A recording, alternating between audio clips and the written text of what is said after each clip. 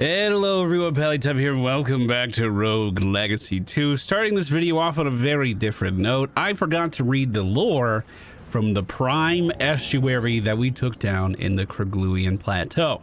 So we're going to start with a little bit of a lore dump to begin this video and then proceed on to the Stygian study. So if you don't want to hear this, feel free to skip it.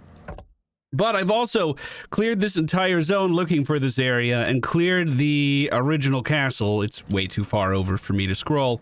So what we have is a Valkyrie that has swapped their weapon out for the rapier with 112,000 gold and 3 relics to their name as well. The Blessing of Strength, the Grave Bell, and the Sun, which will burn enemies. So we're kind of stacked already. I hope when we go into the Stygian study, it's an absolute cakewalk.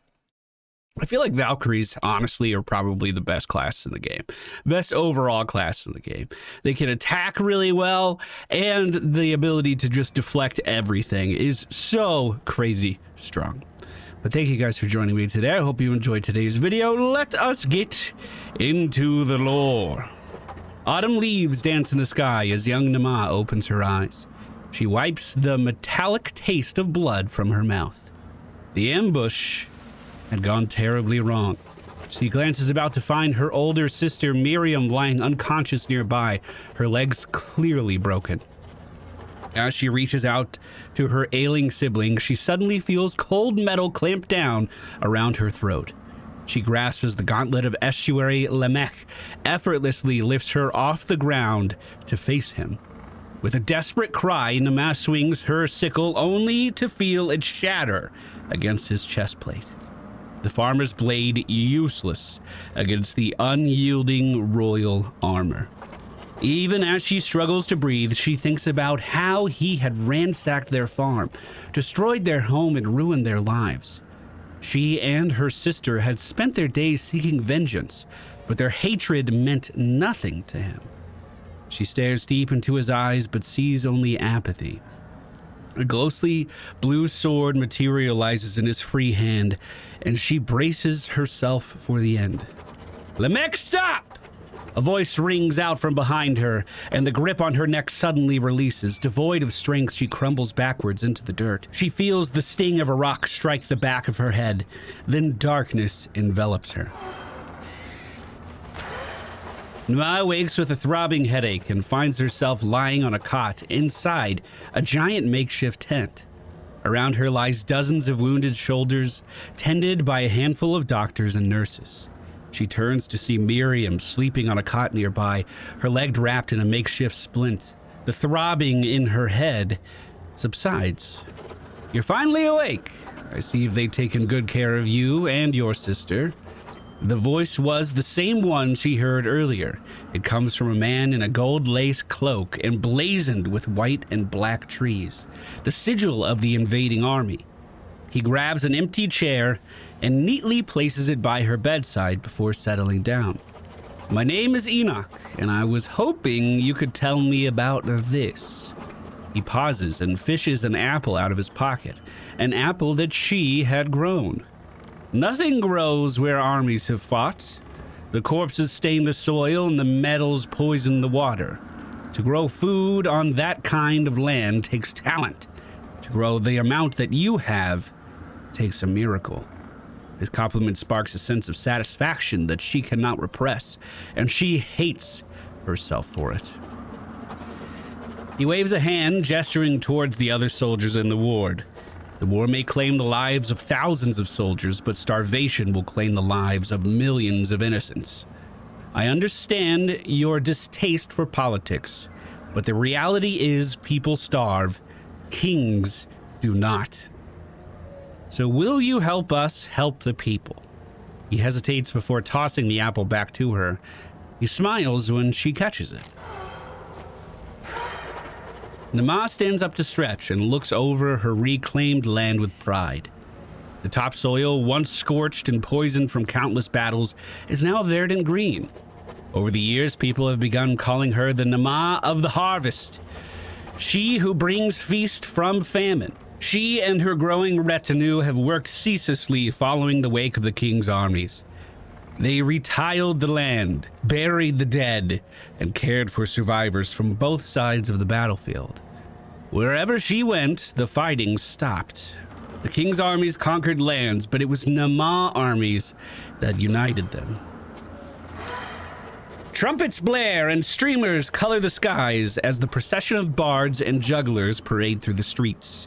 At the center of all of this revelry is a giant raged palanquin wrought with vines and flowers. Carried by 7 men and 7 women, it gives every onlooker a clear view of Estuary Nama sitting upon its dais. Tonight's ceremony would be forever celebrated as a historically monumentous event. The king has appointed the first female estuary into his fold. They are scarcely halfway through the procession, but the palanquin is already covered in the lilies of the valley, thrown by the adoring crowds. She remembers placing these flowers on the graves of the fallen, but now they have become her symbol, as she is determined to honor it.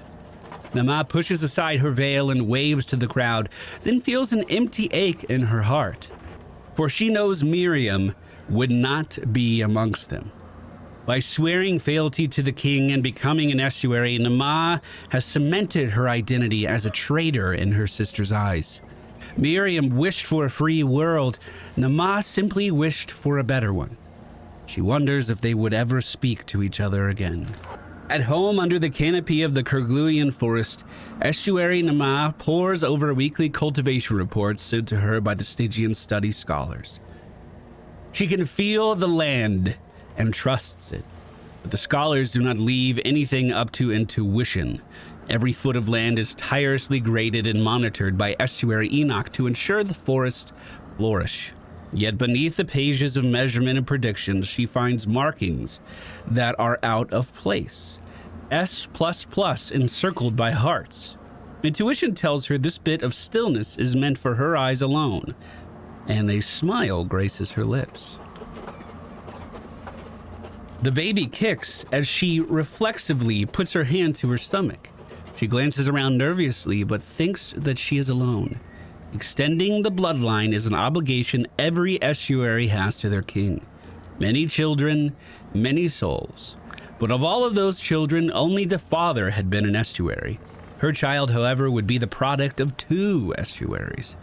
And she knows what the consequences would be if it was discovered. Please take care of her. Nama reads the note one last time before sealing it inside the envelope and placing it beside her baby.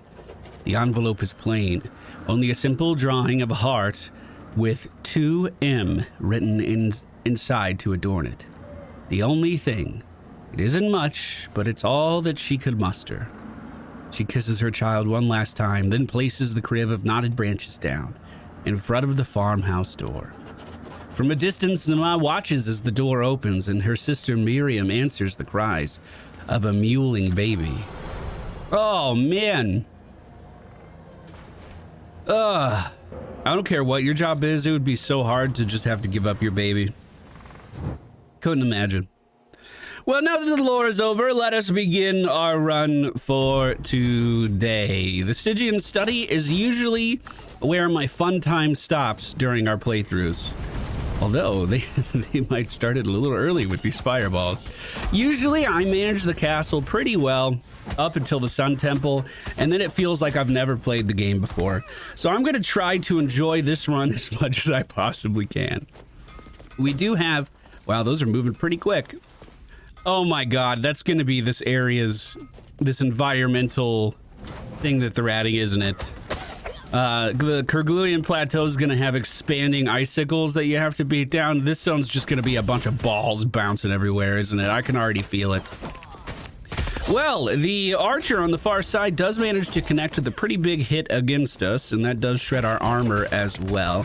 We have pretty good line of sight now, and we can get out of the way of everything that this guy was doing as well. Remember, we don't have the normal Valkyrie weapons, so it is advantageous for me to always be attacking and moving. Oh, I hate starting up here. It feels like you're being sentenced to death. Big explosion on that crossbow will remove it from the game. This dagger flying forward one more time. Ooh, let's move over here really fast. I'm gonna send the time bomb forward. That should hit the dagger. Indeed it does. Is the other one deceased? He is now. I did manage to get one of the apples to increase our maximum HP, but it really didn't bring it up that much. 980 is, or 1080 is not a lot. I think it started at like 930 or something, so really not much of a bonus at all. We do have the sun trait, which allows us to break through enemy defenses if they do have that shield that protects them. We can burn through that really, really fast, which is nice, but we gotta make sure we're treating these armor shredders with a little bit of respect. We can hide in the corner. I'm gonna start this painting fight off with a time bomb, get that moving. Perfect. We cut off the escape there. Actually kind of surprised he moved towards me and not away from me there. Kind of weird. We do need to be very careful about the Seekers. Let's send another time bomb through that wall. Should take down both mages. Actually, one managing to live. We can sit down here at the bottom, though, and just absorb every single one of those projectiles. Another painting. Where did it go? I never saw it leave the explosion. Okay. So, the normal layout of this area, as long as it doesn't change with our burdens, is the boss is always at the tippy top. There's one mini boss way over to the left, and I think one likes to hang out on the right, but what I know for sure is the secret room is off to the right in this area. We'll just block these. Perfect. Press the advantage while we have it, one-shotting that crossbow. Now we move in for the one on the left. Perfectly done.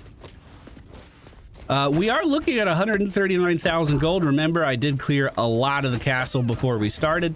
That's where the majority of that is coming from, but the Stygian study pays very well. I mean, how else would they fund all of the research that they managed to do across the entire kingdom? You know, they are very, very well funded. Let's see if we can make our way down and to the left. One more mage blocking our path. I think our burning should do it. Just short, so we'll go back in for one more swing.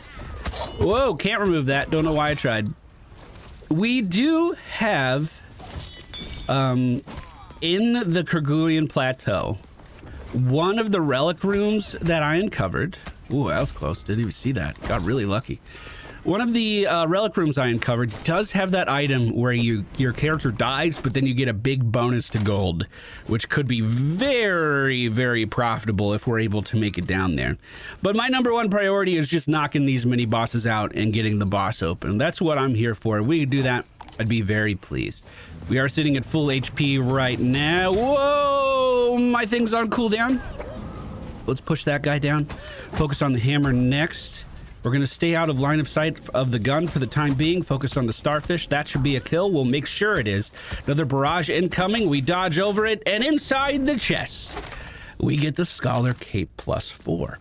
I also managed to find the drowned chest piece +1, which is pretty huge. That's always a really good find.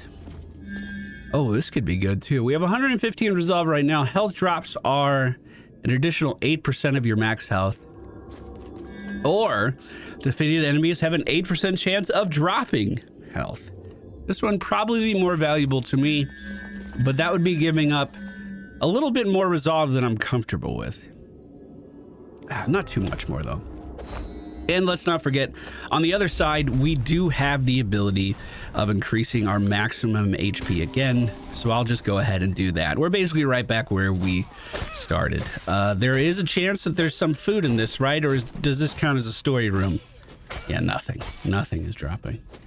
Okay, I have a feeling if we continue to venture up, we're going to hit a dead end, but that dead end will have a teleporter. Defeat all enemies, lose no health is the challenge. Whoa, didn't see that painting at all. And here's the dead end I was expecting to find. Okay, I'm gonna go back to the bottom. Health is a little on the low side. Wait, could you get through here without making these guys mad at all? I don't think so. I think that would impact if I walked forward more. Maybe if we were a boxer, it'd be a little different. Oh my god, they're fucking protected? Is this guy the one protecting? He is. Okay, we'll reset the room really fast. Get some fire damage out here to start this next painting off with. Perfect. That was a pretty scary situation, but we dealt with it pretty well, I think, too. That could have been really bad. I kind of wish I could, oh, I can't stand here. I kind of wish I could see affixes like that. Whoa, careful. We got a bunny hop in and then bunny hop out. 300 damage from a single archer shot. And I think it lowered my armor. I started this run at 150 armor. I'm not even above 100 anymore. Oh, and it's getting even worse at 83 now. The only way we're gonna fix this is if we find mana potions on the ground. Oh my God.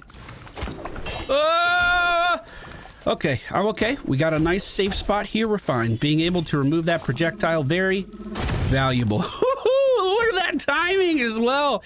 One-shotting the painting with the time bomb and a well-placed auto attack. Well, let's hope that 8% chance of getting more food starts to happen a little bit more regularly. Being spawn camped by a hammer right as we zone in, and oh, taking 2 hits from it as well. Shit, I must have walked back into the zone on accident. This bunny should be a decent health return. No food dropped by it though. Let's check the room above us here. We can break down this wall. Wait, we have a chance of not dying, right? Oh, I guess not. I guess we're just gonna take that death right away. Damn. Unfortunate. I was really ready for the long haul there. Unfortunately, we never found any of the boss rooms. All right, let's pick ourselves back up and get back in there. I decided to go with the pizza night. It's been a while since I've played one. I like this class a lot. I'm gonna see if I can upgrade our drowned chest. Indeed I can. Let's make sure I don't have any other upgrades for this. It does not look like I do. We still have 164,000 gold to spend. I'm putting it all into armor. I'm taking way too much damage, bro. All right, round 2. Will it be better than the first? We shall find out together. After that explosion goes away, we can get a couple pizzas placed on this knight on the left side. Fighting paintings is going to be much more difficult than what it was like on our previous character. In fact, I think we have a painting out and about already, and I'm just going to run away from it. We immediately stumble across a mini boss, so I'm going to take this opportunity to head in there. We are at full HP, which certainly does help our chances, but we immediately lose a little bit. You guys are telling me that there are some hidden chests in here. I had no idea. Do you think I can walk by an area without taking damage? Obviously, I see this chest beneath us. I see that. But there's some transparent ones throughout this path as well that I've never actually noticed. So I'm trying to go slow and actually pay attention to them. They might be in the area where you have to keep moving. Because isn't that just how the world works, isn't it? All right, let's push through. We've done this before, and today we will do it again. And the pizza guy, the pizza knight, should be pretty well equipped for actually bursting this boss down relatively easily. Here's our opening. Let's continue to follow it. Beautiful progress here, actually. We have a nice opening here as well. I'm gonna grab this chest. Maybe they're not invisible. Maybe I just never noticed those before. I'm gonna use those immunity frames to really push in here. I'm not too worried about our actual health because now that we're here, we should be able to maneuver around this all day long. These pizzas, whenever they hover on the right-hand side, like you can see there, they deal guaranteed critical hit damage. So as long as we can stay in a somewhat close position, we can do a monstrous amount of damage to this boss. And just like that, we're almost done. Now, if I was better at this class, I could get those pizzas rotating around me, kind of like this, and then they would just start to orbit. And then they would do critical hit damage the entire way around. But I'm not very good at that. I do think that I would have been good at this boss, though. The Preserver of Life. Yes, I still have not completed that challenge. Turns out it's a little harder than I thought. So I actually do need those empathy things just to get through that a little easier. One mini boss down, one more to go. We do not get healed to full when we go through these areas. But we're walking out of that relatively healthy, especially with that food left on the ground after that attempt. Now, the next boss should be left side. So if I keep moving to the left, we should stumble across it. I'm not even going to bother with that mimic down here, or maybe I will. I don't know. One thing we're not as good at is actually pushing through that damage barrier. Man, if I could get burning or poison on a... Ah! Why? If I could get burning or poison on a pizza, that would be so swell. I wouldn't mind that at all. Oh, shots coming in. Wasn't ready for that. I wanted to focus on the hammer. Those projectiles from the cannon really track quite well, actually. Okay. Hammer first. There we go. Perfect. Actually, far from perfect. We took a lot of damage. This is the other mini-boss. We have arrived, and it's much more challenging than the one that we just took down. So, hopefully we're going to be able to heal up to full health outside. It kind of looks like we are. The boss is much more mobile than the wall that we dealt damage to last time, and we are full health going in. That's pretty perfect. We do have the ability to block incoming damage on the knight, though, especially if we time it well. It'll deal guaranteed crits around our character, which can be quite strong. Oh, this is actually lining up so well. Holy crap. Can I get one of these to rotate? No, I can't. This guy jumping over me. Let's dodge those magmas. Thought I was going to be able to just outpace his arc there, but proved wrong very abruptly there. We can time bomb into the corner since they're both sitting in it. That'll do some really good damage. Time bomb again. Try to finish off that one on the right. We're actually spreading our damage out really evenly. These guys are almost identical HP. Another time bomb out. We need to make sure we're away from it. I want to see if I can get one of these pizzas rotating to maybe take out these pursuers, but I can never get it right. I can never get the angle right.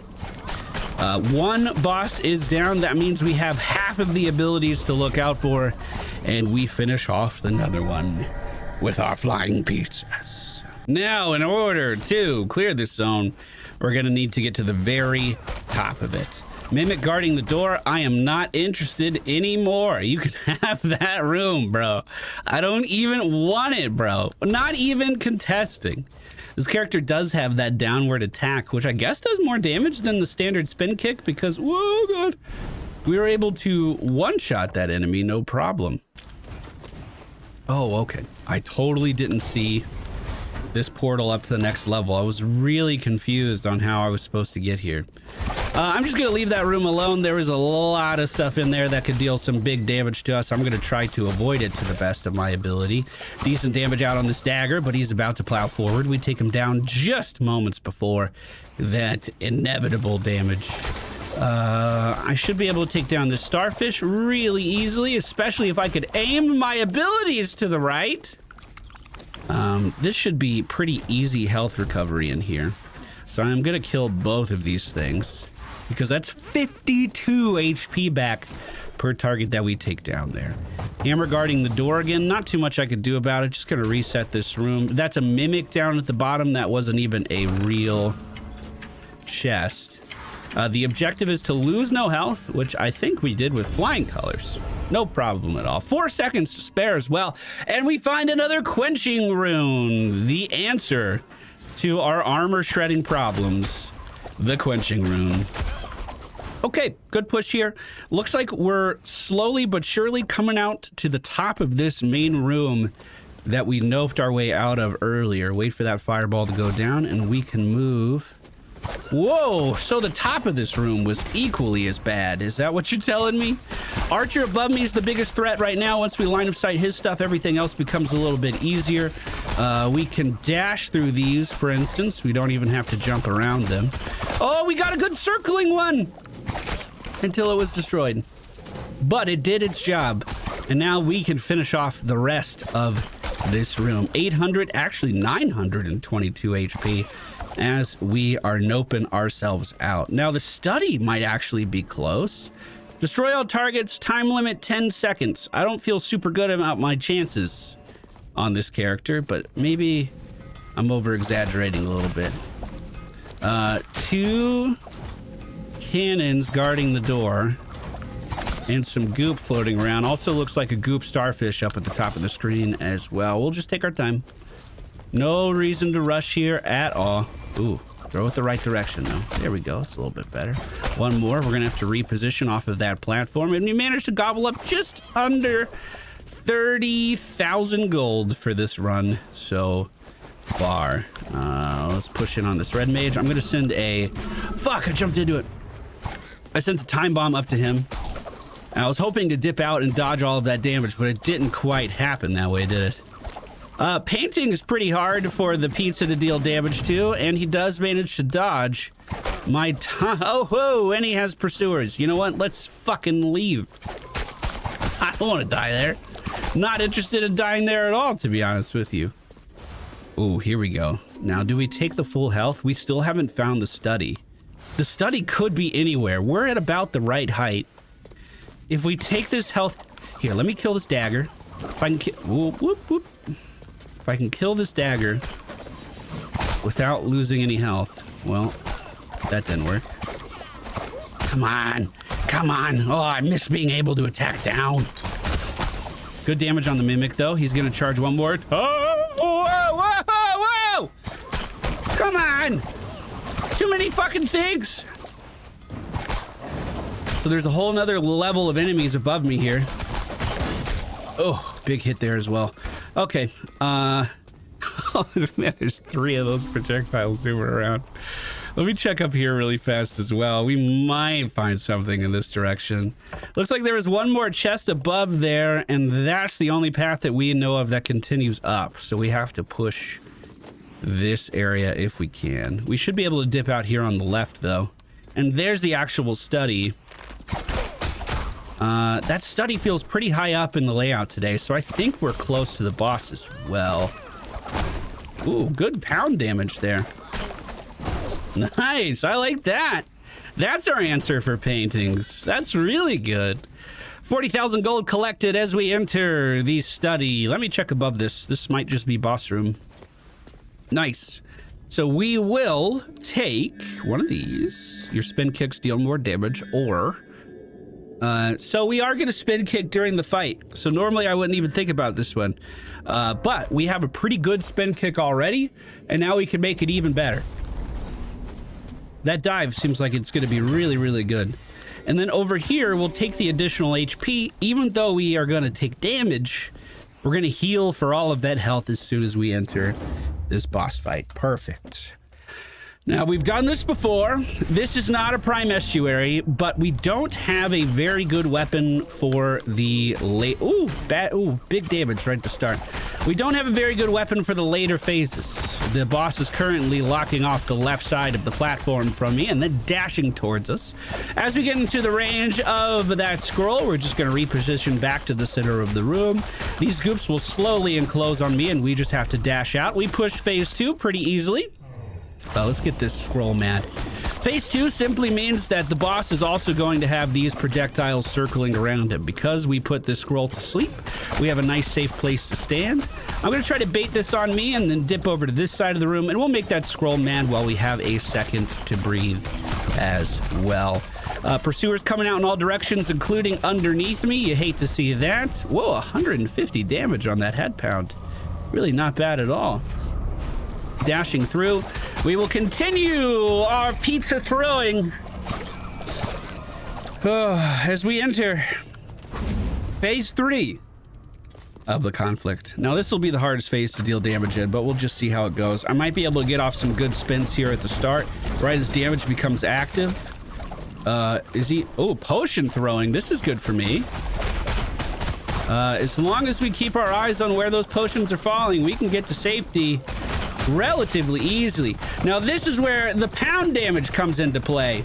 This is... Oh, that's... unless I miss. That's what we were preparing for. You love to see it. I'm just going to keep these going in the area I think he's going to fall in. Now that he's contemplating his next move, we send our time bomb towards him. I am kind of zoned out at the moment. He's hopping again. We wait for the contemplation, and we'll send another spell. Here it is. Unfortunately, that one did not connect. Oh, shit. One problem with our downward kick is that it, I don't seem to, I don't know. It's like I'm not able to get the same bounce on the other end of it. We can outrange these all day. I take back whatever I was saying about the pizza not being good at this fight. The pizza is a fantastic weapon no matter the occasion. I am learning that to... maybe it's just because I'm not dashing enough. Maybe that's why it felt weird. But there we go. The Stygian study knocked out in one video. Oof, and we almost died. Actually, I don't think that did any damage. That's kind of funny. And inside the chest, we gobble up 54,000 gold. Now you know what comes next. All the stress in the world. It's like each time we reset New Game Plus, the beginning castle is really stressful, and then it becomes totally normal. I just cruise through the next 3 zones, and then I fucking hit the wall again. And it looks like we're running back into that wall here. I'm gonna get past these mimics. I just want to loot this one final chest. It's a silver chest too. That's perfect. What's inside? The Ammonite helmet +2. And with that, we shall retire Lady Kirsten VIII. We're almost out of Roman numerals that I know how to read. I'm just gonna start making up numbers. Lady Kirsten the 28th did a phenomenal job today. On a serious note, thank you guys so much for watching. I hope you enjoyed. Oh, that seems good. I hope you enjoyed today's episodes. We should be back again soon. I took some time off just to rest up. I wanted to, I don't know, just been feeling under the weather forever. And I wanted to take some time, get my sleep schedule right, get my diet right again, start going to the gym again. I have all of the groundwork laid down, and now I just need to keep doing it. We'll see how it goes. We'll be back again, not tomorrow. There'll be something else tomorrow, but I hope you enjoy that something else. Take care. Goodbye.